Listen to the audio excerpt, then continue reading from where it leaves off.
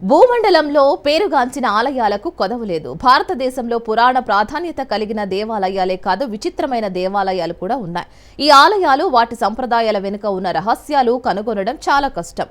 రాజస్థాన్ రాష్ట్రంలోని అజ్మీర్కు 11 కిలోమీటర్ల దూరంలో బ్రహ్మదేవుని ఆలయం ఉంది. సముద్ర మట్టానికి 1580 అడుగుల ఎత్తులో ఉన్న ఒక సరస్సు, ఆ సరస్సు పేరైన పుష్కర్ క్రమంగా ఆ ప్రాంతం అంతటినీ స్థిరపడింది.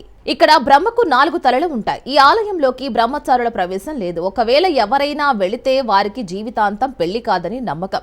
ఈ ఆలయాన్ని ఎప్పుడు ఎవరు నిర్మించారు అన్న దానికి సరైన ఆధారాలు లేవు.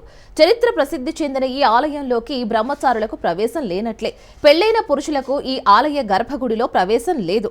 ఒకవేళ ఎవరైనా ప్రవేశిస్తే వారి వివాహ జీవితంలో తీరని కష్టాలు వెంటాడతాయని ప్రజల నమ్మకం. భారతదేశంలో ఉన్న తీర్థాలలో అతి పవిత్రమైనది ఈ పుష్కర్ తీర్థమే.